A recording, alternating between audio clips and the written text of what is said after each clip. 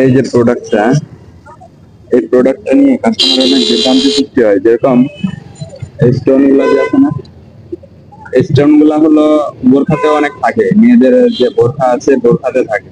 তো ওটা তো লোকাল লাগানো, তাই ওটা খুলে যায়, অল্পতেই খুলে যায়, একবার ধোয়া দিলেই খুলে যায়।